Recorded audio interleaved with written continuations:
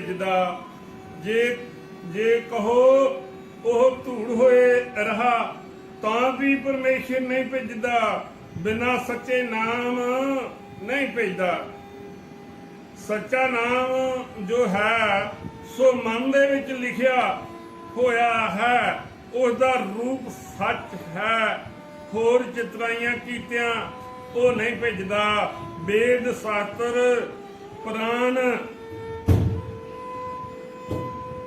यह योग अभ्यास जो है सो भी साधना के बचन हैं, पर तिहों गुणा का वरतारा है। बच्चा सतवादी कहिए, निंदा ते चिंदा किसी का ना करिए। जो कुछ परमेश्वर की पैदाइश ऐसी सब सत है। श्लोक झूठ न रागी झूठ न वेदी, झूठ न चंद सूरज की भेदी। झूठ न नी झूठ न नाई, झूठ न नी वरिए सब थाई। झूठ न धरती झूठ न पानी, झूठ न पाने मैं समानी। नानक न गुरिया गोने कोए, मुंह फिरिए मुंह झूठा होए। इसदा परमार्थ भाई जीत्या, इसदा परमार्थ भाई जीत्या। रागनाथ भी झूठ नहीं, रागनाथ भी झूठ नहीं। अते चंद सूरज पी अते सर्व थान वसदे हन। धरती पौन पानी यह भी झूठ नहीं, यह सत है। झूठ तां ओह है जिसने गुरां दा शब्द नाल मूंह फेरिया है। और जो नगुरे हैं तिन्हां दा हवाल है, जो इत्थे ही प्रत्यक्ष गुरां नालों निकले हैं ते फिर कदे ना मिल सन। तां यह बचन श्री गुरु बाबे जी कहा तां जीता रंधावा बेसमाद होए गया, बेसमाद होए गया। अरदास कीती उस जी सच्चे पातशाह, तेरा वर्ण चिन्ह संग रूप इहो है, तां होर बोलना होया। बच्चा जीत्या पूरे इहो लोड़ी दे हन। बाबा गुरु बाबा जी बहुत खुश होया। बच्चा तू भली बात पुछी है।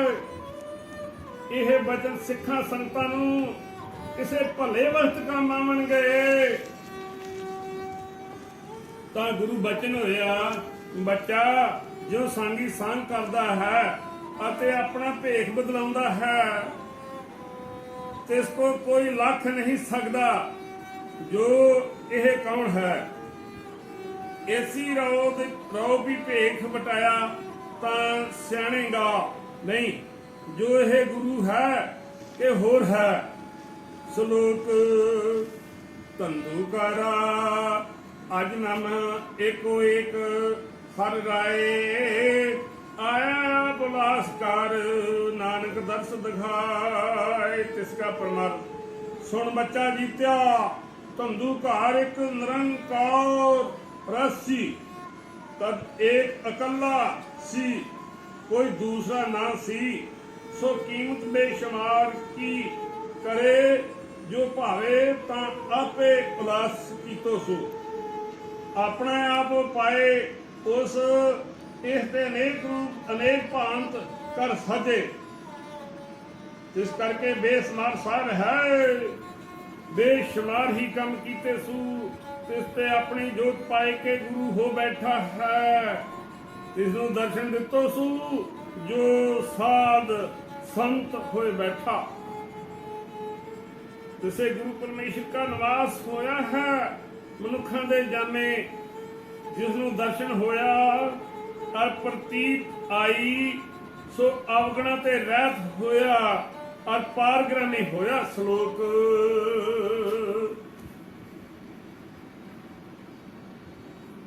ਜਾਮਾ ਪੈਰਾ ਜੁਗ ਮੈਂ ਬੈਠਾ ਸਗਲ ਪਰੋਈ ਸੂਤ ਅੰਧਕਾਰ ਦੀ ਪੁਰਗਾਸਿਆ ਕਉ ਨਾਨਕ ਪਰਮ ਨ ਜਾਣੇ ਸੂਤ। ਤਿਸ ਗਾ ਪਰਮਾਰਥ ਬੱਚਾ ਜੀਤਿਆ ਗੁਰੂ ਜੀ ਹੈ ਸੋ ਆਦ ਪੁਰਖ ਹੈ ਜੁਗ ਜੁਗ ਕਰਦਾ ਆਇਆ ਹੈ ਤੇ ਦਾ ਨਾਉ ਮਰਮ ਆਇਆ ਹੈ ਤੇ ਇਕਨਾਂ ਨੂੰ ਨਹੀਂ ਆਇਆ। ਤਿੰਨਾ ਜਾਣਿਆ ਜੋ ਰਾਜਾ ਹੈ ਤਿਸ ਗੁਰੂ ਕਰਕੇ ਜਾਣਿਆ ਬਚਨ ਮੰਨਿਆ ਸ਼ਬਦ ਮਨ ਵਸਾਇਆ ਤੇ ਪ੍ਰਤੀਤ ਆਈ ਸੋ ਮਹਾਂਪੁਰਖ ਪਏ। ਉਸ ਪਿੱਛੇ ਬਹੁਤ ਲੱਗੇ ਸੋ ਵੀ ਉਧਾਰ ਉਧਰੇ ਬੱਚਾ ਸਾਜੁਗ ਵਿੱਚ ਗੁਰੂ 84 ਜਾਮੇ ਪਹਿਰੇ ਸੀ 84 ਜਾਮੇ ਤ੍ਰੇਤੇ ਯੁਗ ਵਿੱਚ 84 ਜਾਮੇ ਦੁਆਪਰ ਵਿੱਚ ਪਹਿਰੇ ਸੀ। ਤਿੰਨਾਂ ਦਰਸ਼ਨ ਕੀਤਾ ਔਰ ਉਪਦੇਸ਼ ਲਿਆ ਔਰ ਸ਼ਬਦ ਮਨ ਵਸਾਇਆ।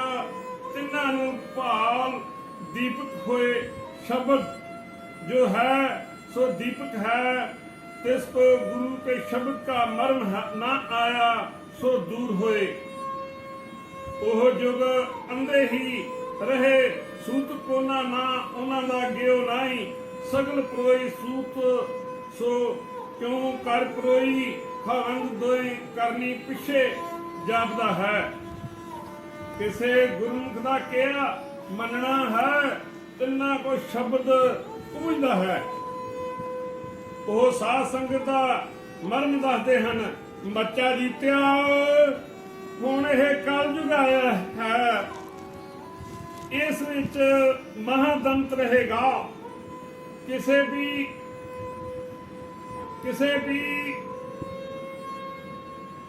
ਰਹਿਣਾ ਨਾ ਦਵੇਗਾ। ਕਲਯੁਗ ਵਿੱਚ ਕਈ ਜਾਮੇ ਗੁਰੂ ਹੋਣਗੇ 10 ਜਾਮੇ ਗੁਰੂ ਯਾਰ ਹੋਣਗੇ और सतगुरु साध कहियनगे और 70 जामे 74 इत्थे चाहिए 74 जामे 9 तरीक भगत कहियनगे क्योंकि 84 जामे साधु जी 84 द्वापर च 84 त्रेते च ते कलयुग दे विच भी महापुरख कहते सन कि 74 जामे आउणा। कई पोथियों में पुरानियों में 74 जामे लिखा इन्हें 70 लिखा। 70 जामे 9 तरीक भगत कहियनगे और 10 जामा पहरेगा तो गुरु काल पुरख दा भाना मन्नेगा।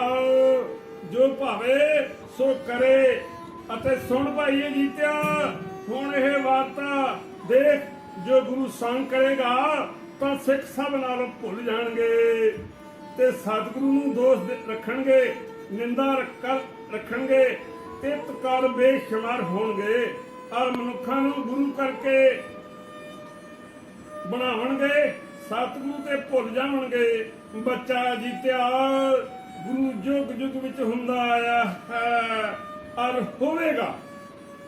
श्लोक सतगुरु साजुग गुरु मेहरबान तेरे ते जनक बदेही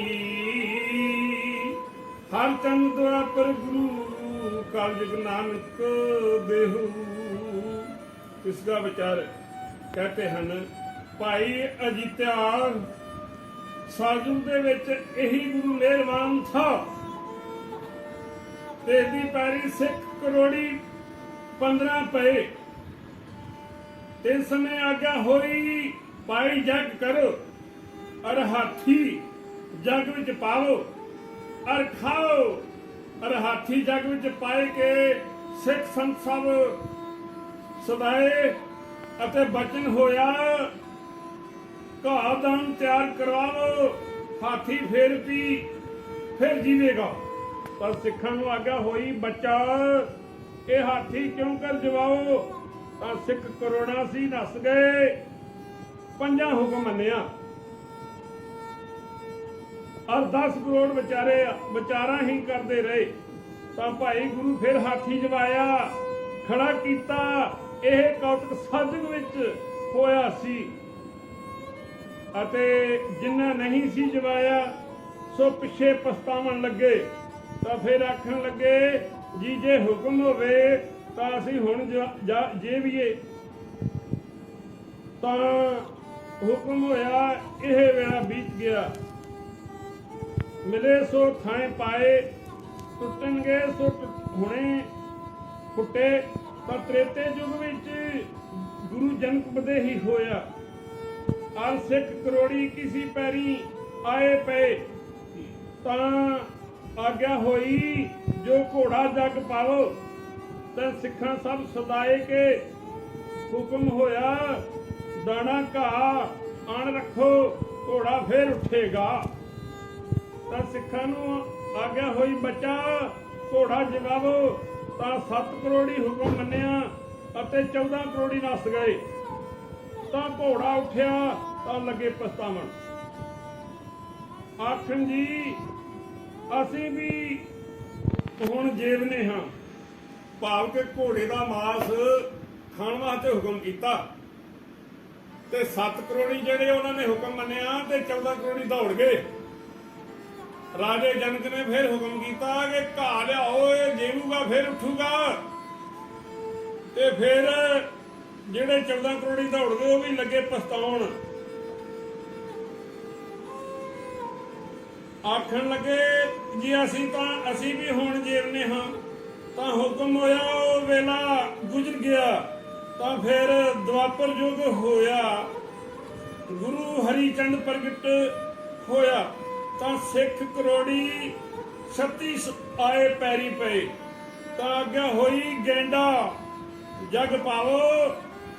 ਤਾਂ ਸਭ ਸਿੱਖ ਇਕੱਠੇ ਹੋਏ ਤੇ ਲੱਗੇ ਵਿਚਾਰਾਂ ਕਰਨ, ਭਾਈ ਇਹ ਸਾਂਗ ਬੜਾ ਭਾਰੀ ਹੋਇਆ ਹੈ। ਤਾਂ ਹੁਕਮ ਹੋਇਆ ਘਾਹ ਦਾਣਾ ਇਕੱਠਾ ਕਰੋ, ਗੈਂਡਾ ਫੇਰ ਉੱਠੇਗਾ। ਤਾਂ ਫਿਰ ਸਿੱਖਾਂ ਨੂੰ ਹੁਕਮ ਹੋਇਆ, ਬੱਚਾ ਇਹ ਪ੍ਰਸ਼ਾਦ ਦੇਵੋ। ਤਾਂ 21 ਕਰੋੜੀ ਬਚਨ ਮੰਨਿਆ ਤੇ 15 ਕਰੋੜੀ ਨੱਸ ਗਏ। ਤਾਂ ਗੈਂਡਾ ਉੱਠ ਖੜਾ ਹੋਇਆ।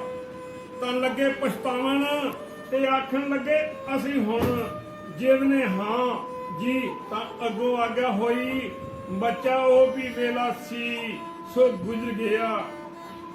ਤੇ ਫਿਰ ਹੁਣ ਜੋ ਨਿਬੜ ਹੋਵੇਗਾ ਸੋ ਕਲਯੁਗ ਵਿੱਚ ਹੋਵੇਗਾ। ਬੱਚਾ ਪਿਛਲੇ ਯੁਗਾਂ ਵਿੱਚ ਜਪ ਤਪ ਬਹੁਤ ਕਰਦੇ ਸਨ ਅਤੇ ਸਤਵਾਦੀ ਹੁੰਦੇ ਸਨ। ਤੇ ਕੋਈ ਟੁੱਟਦਾ ਸੀ ਸੋ ਫਿਰ ਮਨੁੱਖ ਜਨਮ ਹੋਏ ਕਰ ਉੱਭਰਦਾ ਸੀ। ਜੋ ਇੱਕ ਯੁਗ ਝੁਕਦਾ ਸੀ ਤਾਂ ਦੂਸਰੇ ਯੁਗ ਮਿਲ ਪਾਉਂਦਾ ਸੀ ਅਤੇ ਮੁਕਤ ਪਾਉਂਦਾ ਸੀ। ਅਤੇ ਬੱਚਾ ਜੀਤਿਆ ਹੁਣ ਆਇਆ ਹੈ ਕਲਯੁਗ, ਗੁਰੂ ਨਾਮ ਧਰਾਇਆ ਹੈ ਨਾਨਕ। ਤੇ ਸਿੱਖ ਪੈਰੀ ਪੈਣਗੇ 96 ਕਰੋੜੀ। ਹੁਣ ਆਇਆ ਹੈ ਮਨੁੱਖ ਸਾਂਗ ਪਾਵੇਗਾ। ਹੁਣ ਮਨੁੱਖ ਜਗ ਪਾਵੇਗਾ, ਭਾਵ ਕਿ ਮਨੁੱਖ ਨੂੰ ਖਵਾਇਆ। ਜਦੋਂ ਬਾਬੇ ਨਾਨਕ ਨੇ ਚੋਲਾ ਛੱਡਣ ਤੋਂ ਪਹਿਲਾਂ ਆਪਣੇ ਸਿੱਖਾਂ ਦੀ ਪਰਖ ਕੀਤੀ ਤੇ ਸਿੱਖਾਂ ਨੂੰ ਹੁਕਮ ਕੀਤਾ ਕਿ ਮਨੁੱਖੀ ਖਾਓ। ਇਹ ਬਾਬੇ ਨੇ ਪਹਿਲਾਂ ਜੀਤੇ ਰੰਧਾਵੇ ਨਾਲ ਗੱਲ ਚੱਲਣ ਲਈ ਆ। ਇਸ ਸੰਗ ਵਿੱਚ ਠਹਿਰਨਾ ਕੋਈ ਨਾ ਰਹਿ ਸਕੇਗਾ। ਇੱਕ ਨੱਸ ਜਾਣਗੇ ਤੇ ਇੱਕ ਭ੍ਰਿਸ਼ਟ ਹੋਏ ਜਾਣਗੇ। ਇੱਕ ਉਪਬਨ 5 ਸਿੱਖ ਤਗੜੇ ਰਹਿਣਗੇ ਅਤੇ ਉਹਨਾਂ ਦਾ ਸਿਦਕ ਉਹ ਵੀ ਸੰਗ ਬਖਸ਼ਿਆ ਜਾਵੇਗਾ। ਅਤੇ ਬੱਚਾ ਅਗਲਿਆਂ ਯੁਗਾਂ ਦੇ ਮਨੁੱਖ ਸਤਵਾਦੀ ਰਹਿੰਦੇ ਸਨ ਤੇ ਬੜੀ ਪ੍ਰਤੀਤ ਗੁਰਾਂ ਦੇ ਬਚਨਾਂ ਉੱਪਰ ਰੱਖਦੇ ਸਨ ਅਤੇ ਉਹਨਾਂ ਦੀ ਅਰਦਾਸ ਨਾਲ ਉਹ ਵੀ ਉੱਠ ਖੜਾ ਹੁੰਦਾ।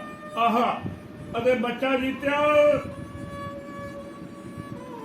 ਕਲਯੁਗ ਵਿੱਚ ਗੁਰਾਂ ਉੱਪਰ ਪ੍ਰਤੀਤ ਥੋੜੀ ਰਕਸਨ ਅਤੇ ਮਾਇਆ ਕਾਰਨ ਜਗਤ ਬਹੁਤ ਇਕੱਠਾ ਹੋਏਗਾ। ਸੋ ਪਰਮ ਸਤਿਕਾਰਯੋਗ ਸਾਧ ਸੰਗਤ ਜੀ, ਪਹਿਲੇ ਜਾਮੇ ਗੁਰੂ ਨਾਨਕ ਪਾਤਸ਼ਾਹ ਜੀ ਨੇ ਜੋ ਗੱਲ ਕੀਤੀ ਆ ਆਪਾਂ ਇੱਥੇ ਸਮਾਪਤ ਕਰ ਦੇਣ ਲੱਗੇ ਆ। ਇੱਥੇ ਥੋੜਾ ਜਿਹਾ ਆਪਾਂ ਇੱਕ ਹੋਰ ਕਥਾ ਵਿੱਚ ਸ਼ੋਅ ਦਿੰਨੇ ਆ। ਮਹਾਂਪੁਰਖਾਂ ਦੇ ਨਾਲ ਇੱਕ ਵਾਰੀ ਆਪਾਂ ਧਾਰੀਵਾਲ ਦੁਸ਼ਹਿਰਾ ਵੇਖਣ ਗਏ ਉੱਥੇ ਬਾਬਾ ਜੀ ਨੇ ਆਖਿਆ ਅੱਜ ਕੋਈ ਰਾਮਚੰਦਰ ਦੀ ਗੱਲ ਸੁਣਾਓ। ਇੱਥੇ ਗੁਰੂ ਨਾਨਕ ਪਾਤਸ਼ਾਹ ਨੇ ਐਗਜ਼ਾਮੇ ਵਿੱਚ ਵੀ ਕਹਿ ਦਿੱਤਾ ਹਾਲੇ ਸਮਾਂ ਜਿਹੜਾ ਆਉਣਾ ਸੀ ਗਾੜੀ, ਤੇ ਉਹ ਗੱਲ ਜਿਹੜੀ ਅੱਜ ਸੰਸਾਰ ਵਿੱਚ ਵਿਰਚ ਰਹੀ ਆ, ਮੇਰੇ ਵੀਰ ਸਾਰੇ ਸੁਣਦੇ ਹੋਣਗੇ, ਜਿਹੜੇ ਸੁਣਗੇ ਉਹ ਗਾੜੀ ਵੀ ਸ਼ੇਅਰ ਕਰਨ, ਕਿਉਂਕਿ ਸਾਖੀਆਂ ਗੁਰੂ ਨਾਨਕ ਪਾਤਸ਼ਾਹ ਦੀਆਂ ਦੁਰਲੱਭ ਨੇ, ਇਹ ਜੀਵਨ ਮੁਕਤ ਕਰਨ ਵਾਲੀਆਂ ਨੇ। ਤੇ ਇਸ ਤਰ੍ਹਾਂ ਹੀ ਤ੍ਰੇਤੇ ਯੁੱਗ ਦੀ ਗੱਲ ਬਾਬਾ ਜੀ ਨੇ ਸੁਣਨ ਵਾਸਤੇ ਸੰਗਤ ਨੂੰ ਹੁਕਮ ਕੀਤਾ। ਇੱਕ ਨਾਮਧਾਰੀਆ ਸਿੰਘ ਨਸ਼ਹਿਰੇ ਦਾ ਚੇਲਾ ਗਾੜੀ ਹੋਇਆ, ਮਹਾਰਾਜ ਜੇ ਹੁਕਮ ਹੋਵੇ ਤੇ ਮੈਂ ਕਥਾ ਕਰਦਾ। ਬਾਬਾ ਜੀ ਆਖਣ ਲੱਗੇ ਕਰੋ। ਉਹ ਸਿੰਘ ਨੇ ਕਥਾ ਸੁਣਾਈ ਕਿ ਰਾਮਾਚੰਦਰ ਅਵਤਾਰ ਨੇ ਆਪਣੇ ਭਾਈ ਲਛਮਣ ਨੂੰ ਸ਼ਿਕਾਰ ਖੇਡਣ ਆਗਿਆ ਲੈ ਕੇ ਗਿਆ। ਆਂਦੇ ਲਛਮਣ ਨੂੰ ਇਜਾਜ਼ਤ ਦਿੱਤੀ ਵੀ ਪਹਿਲੀ ਕੂਟੇ ਜਾਵੀਂ, ਦੂਜੀ ਜਾਵੀਂ, ਤੀਜੀ ਜਾਵੀਂ, ਚੌਥੀ ਨਾ ਜਾਵੀਂ। ਕੂਟਾਂ ਦਾ ਮਤਲਬ ਹੁੰਦਾ ਵਾ ਵੀ ਪਾਸੇ ਚਾਰੇ ਦਿਸ਼ਾ ਨਾ ਜਾਵੀਂ। ਇਹ ਕਥਾ ਉੱਥੋਂ ਸੁਣੀ ਧਾਰੀ ਵਾਲੋ, ਜਿੱਥੇ ਦੁਸ਼ਹਿਰਾ ਗਰਾਊਂਡ ਦੇ ਵਿੱਚੋਂ ਬਚਪਨ ਸੀ। ਜ਼ਿਆਦਾਤਰ ਮਹਾਂਪੁਰਖਾਂ ਦੀ ਕਿਰਪਾ ਸਦਕਾ ਬਹੁਤ ਸੀ, ਉਦੋਂ ਦੀ ਹਜੇ ਤੱਕ ਵੀ ਜ਼ਿਆਦਾ ਸੰਗਤਾਂ ਨਾਲ ਸ਼ੇਅਰ ਕਰਨੀ ਚਾਹੁੰਦਾ। ਜਿਹੜੇ ਅੱਜ ਦੇ ਸਾਧੂਆਂ ਬਾਰੇ ਉਹਨਾਂ ਨੇ ਦੱਸਿਆ, ਇੱਥੇ ਗੁਰੂ ਨਾਨਕ ਪਾਤਸ਼ਾਹ ਨੇ ਜੀਤੇ ਰੰਧਾਵੇ ਦੀ ਸਾਖੀ ਵਿੱਚ ਵੀ ਸਾਰਾ ਬਿਆਨ ਕਰ ਦਿੱਤਾ ਕਿ ਮਾਇਆ ਮਗਰ ਤਾਂ ਉਡਣਗੇ, ਸਾਧ ਬਣਨਗੇ, ਪਰ ਨਾਮ ਵਾਲੀ ਗੱਲ ਉਹਦੇ ਦੇ ਪੱਲੇ ਕੁਝ ਨਹੀਂ ਹੋਊਗੀ। ਉੱਥੇ ਫਿਰ ਜੀਤੇ ਰੰਧਾਵੇ ਨੇ ਕੀਆ, ਉਹਦੇ ਰਾਮਾ ਅਵਤਾਰ ਜਿਹੜਾ ਇਹਦੀ ਗੱਲ ਜਦੋਂ ਚੱਲਣ ਲੱਗੀ ਤੇ ਉਹਨਾਂ ਨੇ ਕੀ ਦੱਸਿਆ ਕਿ ਜਦੋਂ ਪਹਿਲੀ ਕੂਟੇ ਜਾਵੀਂ, ਦੂਜੀ ਜਾਵੀਂ, ਤੀਜੀ ਜਾਵੀਂ, ਚੌਥੀ ਨਾ ਜਾਵੀਂ। ਇਹ ਜਦੋਂ ਪਹਿਲੀ ਗਿਆ ਤੇ ਕੀ ਵੇਖਿਆ ਹੋਇਆ ਇਹਨੇ, ਤੇ ਖੂਹ ਕੋਈ ਆ, ਸਨਾਰ ਵਿੱਚ ਦੋ ਆ। ਖੂਹ ਇੱਕ ਵਾ, ਗਾੜੀ ਪਾਤਸ਼ਾਹ ਜਿਹੜਾ ਥੱਲੇ ਜਿਹਦੇ ਚ ਪਾਣੀ ਪੈਂਦਾ ਵਾ, ਉਹ ਦੋ ਨੇ। ਤੇ ਜਿਹੜੀ ਲਹਿਰਾਂ ਵਗਣ ਡਈਆਂ ਉਹ ਪਾਣੀ ਦੀਆਂ, ਜਿਹੜਾ ਜਿਸ ਤਰ੍ਹਾਂ ਅੱਡਾਂ ਦੇ ਵਿੱਚ ਪਾਈਦਾ ਤਿੰਨੀ ਥਾਈਂ ਹੋਣ ਡਿਆ, ਵੱਖੋ ਵੱਖੀ। ਚਲੋ ਲਛਮਣ ਉੱਥੋਂ ਚੱਲ ਗਿਆ ਗਾਂ, ਤੇ ਗਾੜੀ ਕੀ ਵੇਖਿਆ ਵਾ ਅੱਜ ਦੇ ਸਮੇਂ ਦੇ ਵਿੱਚ। ਉਹ ਸਾਰੀਆਂ ਗੱਲਾਂ ਪੂਰੀਆਂ ਸਾਧ ਸੰਗਤ ਜੀ ਧਿਆਨ ਨਾਲ ਸੁਣਿਆ। ਗਾੜੀ ਕੀ ਵੇਖਿਆ ਵਾ ਕਿ ਵਾੜ ਜਿਹੜੀ ਆ ਉਹ ਖੇਤ ਨੂੰ ਖਾਣ ਡਈ। ਜ਼ਿਮੀਂਦਾਰ ਵਾੜ ਦਿੰਦਾ ਖੇਤ ਨੂੰ, ਪਰ ਉਹ ਖੇਤ ਨੂੰ ਖਾਣ ਡਈ ਆ ਵਾੜ, ਖੇਤ ਦੇ ਉੱਤੇ ਚੜ ਗਈ ਆ। ਚਲੋ ਲਛਮਣ ਤੀਜੀ ਥਾਂ ਵੀ ਚੱਲ ਗਿਆ। ਉੱਥੇ ਜਾ ਕੇ ਕੀ ਵੇਖਿਆ ਵਾ, ਉਹਨੂੰ ਤੇਹ ਲੱਗੀ ਆ, ਵਿਅਕਲ ਹੋ ਗਿਆ, ਤੇਹ ਵਾਸਤੇ ਪਾਣੀ ਢੂੰਡਦਾ ਫਿਰਦਾ ਵਾ। ਗਾੜੀ ਇੱਕ ਰਿਸ਼ੀ ਦਾ ਕੁਠੀਆ ਵਾ, ਸਾਧੂ ਦਾ ਕਿਸੇ ਦਾ। ਉਹ ਕੁਠੀਏ ਵਿੱਚ ਤਿੰਨ ਘੜੇ ਪਏ ਆ, ਤਿੰਨ, ਦੋ ਤੇ ਬੜੇ ਲਿਸ਼ਕੇ ਪੁਸ਼ਕੇ ਆ, ਬਹੁਤ ਸੁੰਦਰ ਸੋਹਣੇ ਸਜਾਏ ਹੋਏ ਆ, ਤੇ ਇੱਕ ਜਿਹੜਾ ਘੜਾ ਬਿਲਕੁਲ ਮਾੜਾ ਸੀਗਾ, ਟੁੱਟਾ ਭੱਜਾ, ਜਿਹਦੇ ਤੇ ਚੱਪਣੀ ਵੀ ਮਾਰੀ, ਵੇਖਣ ਨੂੰ ਵੀ ਨਾ ਜੀ ਕਰੇ। ਉਹਦੇ ਵਿੱਚੋਂ ਉਹਨੇ ਪਾਣੀ ਤਿੰਨਾਂ ਦਾ ਚੱਕਿਆ, ਜਿਹੜੇ ਦੋ ਲਿਸ਼ਕੇ ਪੁਸ਼ਕੇ ਉਹਨਾਂ ਦਾ ਕੌੜਾ। ਸਾਧ ਸੰਗਤ ਜੀ ਪੜਿਓ, ਜਿਹੜੇ ਰਮਾਇਣ ਪੜ੍ਹਦੇ ਆ ਤ੍ਰੇਤੇ ਯੁੱਗ ਦੀ ਗੱਲ। ਸਾਡੀ ਸਿੱਖ ਕੌਮ ਜਿਹੜੀ ਆ ਇਹਨਾਂ ਗੱਲਾਂ ਨੂੰ ਘੱਟ ਮੰਨਦੀ ਆ, ਪਰ ਜੋ ਗੁਰੂ ਸਾਹਿਬਾਂ ਨੇ ਸਾਰਿਆਂ ਦੀ ਸਿਫਤ ਕਰਦੇ ਆ, ਰਾਮ ਦੀ ਵੀ ਕੀਤੀ ਆ, ਕ੍ਰਿਸ਼ਨ ਦੀ ਵੀ ਕੀਤੀ ਆ, ਸ਼ਿਵ ਬ੍ਰਹਮਾ ਦੀ ਵੀ ਕੀਤੀ ਆ, ਸਾਰੀ ਗੁਰਬਾਣੀ ਵਿੱਚ ਇਹਨਾਂ ਦੇ ਨਾਂ ਦਰਜ ਕੀਤੇ ਆ।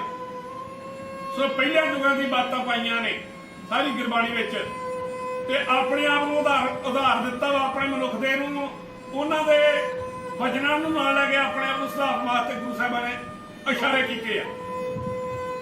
ਇੱਥੇ ਜਦੋਂ ਇਹਨਾਂ ਦਾ ਪਾਣੀ ਪੀਤਾ, ਖੁਦ ਰਹੇ ਜੇ ਘੜੇ ਦਾ, ਮਾਰੇ ਦਾ, ਟੁੱਟੇ ਦਾ, ਜਿਹੜਾ ਉੱਤੋਂ ਵੀ ਘੜਾ ਜਿਹੜਾ ਬਿਲਕੁਲ ਜਿਹਦੇ ਤੇ ਉੱਤੇ ਮਤਲਬ ਮਿੱਟੀ ਰੱਖੀ ਹੋਈ ਸੀ, ਉਹਦਾ ਪਾਣੀ ਪੀਤਾ ਤੇ ਮਿੱਠਾ।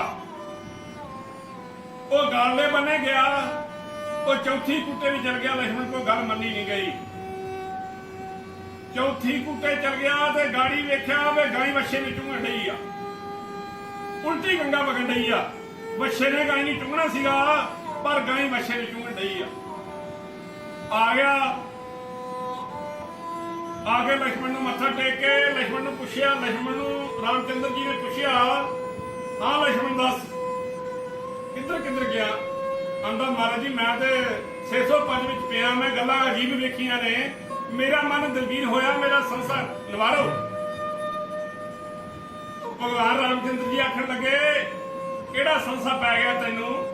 ਆਂਦੇ ਜਦੋਂ ਪਹਿਲੀ ਕੂਟੇ ਗਿਆ ਵਾ ਤੇ ਉੱਥੇ ਜਾ ਕੇ ਵੇਖਿਆ ਵੇ ਖੂਹ ਇੱਕ ਵਾਰ ਗਾੜੀ ਸਨਾਰਾਂ ਤੋਂ ਤੇ ਪਾਣੀ ਕਿੰਨੀ ਥਾਂ ਪੈਣ ਡਿਆ। ਕਹਿੰਦੇ ਬਿਲਕੁਲ ਠੀਕ ਆ। ਕਹਿੰਦਾ ਮਾਰੇ ਕਿਤਨਾ ਠੀਕ ਆ। ਕਹਿੰਦੇ ਕਲਯੁਗ ਦੇ ਵਿੱਚ ਜਿਹੜੇ 3 ਭਰਾ ਹੋਣਗੇ, ਇੱਕੋ ਮਾਂ ਪਿਓ ਦੇ ਬੱਚੇ ਹੋਣਗੇ, ਉਹ ਵੱਖੋ ਵੱਖੀ ਸਲਾਹ ਨਾਲ ਚੱਲਣਗੇ, ਕੋਈ ਇੱਕ ਰਲ ਕੇ ਨਹੀਂ ਬੈਠਣਗੇ। ਸੋ ਅੱਜ ਕਲਯੁਗ ਦੇ ਵਿੱਚ ਉਹ ਗੱਲਾਂ ਹੋਣੀਆਂ। ਗਾੜੀ ਜਦੋਂ ਗਿਆ ਦੂਜੀ ਕੂਟੇ, ਉੱਥੇ ਕੀ ਵੇਖਿਆ ਵਾਲ ਖੇਤ ਨੂੰ ਖਾਣ ਡਈ ਆ। ਸੋ ਸਾਧ ਸੰਗਤ ਜੀ ਸੱਚ ਕਰਕੇ ਜਾਣਿਓ, ਰਾਮਾ ਅਵਤਾਰ ਨੇ ਉਦੋਂ ਬਚਨ ਕੀਤਾ। ਕਹਿੰਦੇ ਜਿਹੜੀ ਕਲਯੁਗ ਦੇ ਵਿੱਚ ਜਿਹੜੀ ਗੌਰਮੈਂਟ ਹੋਏਗੀ ਉਹ ਪਰਜਾ ਨੂੰ ਖਾਏਗੀ, ਤਾੜੇਗੀ। ਅੱਜ ਉਹ ਬਚਨ ਸੱਚ ਹੋਣ ਡਿਆ। ਸੋ ਜਦੋਂ ਗਾੜੀ ਲక్ష్మణ ਨੂੰ ਵਿਆਕਲ ਹੋ ਗਿਆ, ਤੇ ਲੱਗੀ, ਉੱਥੇ ਕੀ ਹੋਇਆ ਜਦੋਂ ਤੇ ਲੱਗੀ ਤੇ 2 ਲਿਸ਼ਕੇ ਪੁਸ਼ਕੇ ਘੜੇ ਉਹਨਾਂ ਦਾ ਪਾਣੀ ਪੀਤਾ ਤੇ ਜ਼ਹਿਰ ਦੀ ਨਹੀਂ ਘੋੜਾ ਤੇ ਇੱਕ ਖੁਰਦਲਾ ਜਿਹਾ ਘੜਾ ਉਹਦਾ ਜੋ ਪੀਤਾ ਤੇ ਮਿੱਠਾ। ਮਹਾਰਾਜ ਜੀ ਇਹਦਾ ਕੀ ਮਤਲਬ ਹੋਇਆ? ਕਹਿੰਦੇ ਕਲਯੁਗ ਦੇ ਵਿੱਚ ਸਾਧ ਜਿਹੜੇ ਹੋਣਗੇ ਬੜੇ ਲਿਸ਼ਕੇ ਪੁਸ਼ਕੇ ਗੱਡੀਆਂ ਗੁੱਡੀਆਂ, ਜਿਸ ਤਰ੍ਹਾਂ ਹੁਣ ਲਿਸ਼ਕੇ ਪੁਸ਼ਕੇ ਟੌਰ ਟੱਪੇ ਵਾਲੇ ਹੋਣਗੇ, ਬੱਲੇ ਬੱਲੇ ਸੰਸਾਰ ਵਿੱਚ ਉਹਨਾਂ ਦੀ ਜੈ ਜੈਕਾਰ ਹੋਊ ਲਿਸ਼ਕ ਪੁਸ਼ਕ ਦੇ ਨਾਲ। ਕਹਿੰਦੇ ਉਹਨਾਂ ਦੀ ਸੰਤ ਕਰਨ ਦੇ ਨਾਲ ਨਰਕਗਾਮੀ ਜੀਵ ਹੋਣਗੇ। ਕੌੜਾ ਪਾਣੀ ਉਹਨਾਂ ਦੀ ਸੰਗਤ ਜਿਹੜੀ ਉਹ ਫਲ ਨਹੀਂ ਦਊਗੀ ਕਲਯੁਗ ਦੇ ਵਿੱਚ। ਕਹਿੰਦੇ ਖੁਰਦਲੇ ਜਿਹੜਾ ਮਿੱਠਾ, ਕਹਿੰਦੇ ਜਿਹੜੇ ਪੂਰਨ ਸਾਧ ਹੋਣਗੇ ਉਹ ਆਪਣਾ ਭੇਖ ਨਹੀਂ ਬਣਾਉਣਗੇ, ਆਪਣੇ ਮਗਰ ਆਪਣਾ ਡੰਬਰ ਨਹੀਂ ਰਚਣਗੇ। ਆਪਾਂ ਵੀ ਇਸ਼ਾਰਾ ਕਰਦੇ ਘੁੰਮਣਾ ਵਾਲੇ ਸਾਧੂ ਜਿਹੜੇ ਉਹਨਾਂ ਵੱਲ, ਪਰ ਹੋਰ ਵੀ ਸਾਧੂ ਇਹੋ ਜਿਹੇ ਹੋਣਗੇ ਧਰਤੀ ਤੇ ਜਿਹੜੇ ਮਾਇਆ ਤੋਂ ਪਰੇ ਬੈਠੇ ਆ, ਜਿਹੜੇ ਬ੍ਰਹਮ ਦੇ ਨਾਲ ਜੁੜੇ ਆ, ਜਿਨ੍ਹਾਂ ਦਾ ਦੁਨੀਆ ਦੇ ਨਾਲ ਹੀ ਕੋਈ ਵਾਸਤਾ ਨਹੀਂ। ਇਹ ਮਹਾਂਪੁਰਖ ਬ੍ਰਹਮ ਗਿਆਨੀ ਬਾਬਾ ਘੁੰਮਣਾ ਵਾਲੇ ਮਹਾਂਪੁਰਖ ਬ੍ਰਹਮ ਗਿਆਨੀ ਸੰਤ ਬਾਬਾ ਜਹਰਾ ਸਿੰਘ ਜੀ ਹੋਏ ਨੇ। ਉਹ ਜਿਨ੍ਹਾਂ ਨੇ ਮਾਇਆ ਨੂੰ ਲੱਤ ਮਾਰੀ ਤੇ ਜਿਨ੍ਹਾਂ ਨੇ ਆਪਣੀ ਕਿਰਤ ਕਰਕੇ ਬਣ ਦਿੱਤਾ, ਜਿਹੜੀ ਸਾਰੀ ਉਮਰ ਕੱਚੀ ਗੁਫਾ ਦੇ ਵਿੱਚ ਰਹੇ ਨੇ, ਕੱਚੀ ਕੁਠੀਆ ਦੇ ਵਿੱਚ, ਜਿਹੜਾ ਜਿਨ੍ਹਾਂ ਨੇ ਮਹਾਂਪੁਰਖਾਂ ਦੇ ਬਚਨ ਦੱਸਿਆ ਕਿ ਜਦੋਂ ਇਹੋ ਜਿਹੀ ਵੀ ਸਾਡੀ ਅਵਸਥਾ ਰਹੀ ਆ ਕਿ ਆਟੇ ਦਾ ਪੇੜਾ ਬਣਾ ਕੇ ਤੇ ਜਿਸ ਤਰ੍ਹਾਂ ਪਾਥੀਆਂ ਇਕੱਠੀਆਂ ਕਰਕੇ ਉਹਦੇ ਵਿੱਚ ਰੱਖ ਕੇ ਖਾ ਲਿਆ, ਤੇ ਜੇ ਪਾਣੀ ਵਿੱਚ ਡੋਬ ਕੇ ਖਾ ਲਿਆ ਤੇ ਫਕੀਰੀ ਦੀ ਲੈਣ ਨਹੀਂ ਛੱਡੀ। ਸਾਧ ਸੰਗਤ ਜੀ ਇਹ ਕਲਯੁਗ ਦੇ ਵਿੱਚ ਵੇਖ ਲਓ ਸਾਰੇ ਮਾਇਆ ਮਗਰ ਦੌੜ ਗਏ ਆ। ਤੇ ਗਾਲੀ ਜਦੋਂ ਇਹ ਤੋਂ ਤੀਸਰੀ ਲੈਣ ਲੰਘੀ, ਚੌਥੀ ਕੁੱਟੇ ਚਲ ਗਿਆ। ਆਂਦੇ ਗਾਈ ਜਿਹੜੀ ਆ ਵੱਛੇ ਦੀ ਚੁੰਗਣ ਹੀ। ਕਹਿੰਦੇ ਕਲਯੁਗ ਦੇ ਵਿੱਚ ਮਾਵਾਂ ਜਿਹੜੀਆਂ ਆਪਣੇ ਪੁੱਤਾਂ ਨੂੰ ਭੋਗ ਭੋਗਣਗੀਆਂ। ਇੱਥੇ ਫਿਰ ਇਹ ਕਲਯੁਗ ਦੇ ਵਿੱਚ ਇਹ ਨਿਸ਼ਾਨੀਆਂ ਹੋਣਗੀਆਂ ਜਦੋਂ ਘੋਰ ਕਲਯੁਗ ਆਊਗਾ। ਸੋ ਸਾਧ ਸੰਗਤ ਜੀ ਅੱਜ ਅਖਬਾਰਾਂ ਤੇ ਵੀ ਆਉਂਦਾ, ਬਹੁਤਾ ਆਪਾਂ ਇਸ ਪਾਸੇ ਨਾ ਜਾਈਏ। ਸਾਧ ਸੰਗਤ ਦੇ ਚਰਨਾਂ 'ਚ ਬੇਨਤੀ ਕਰਦੇ ਕਿ ਇੱਥੇ ਫਤਿਹ ਬੁਲਾਉਂਦੇ ਆ ਤੇ ਗੁਰੂ ਗੁਰੂ ਕਰਿਆ ਕਰੋ, ਨਾਮ ਜਪਿਆ ਕਰੋ। ਬਿਨ ਹਰ ਭਜਨ ਨਹੀਂ ਛੁਟਕਾਰਾ, ਖੋਜਤ ਤਤ ਮਚਾਰਾ। ਸੋ ਇੱਥੇ ਫਤਿਹਨਾਮਾ ਬੁਲਾਉਂਦੇ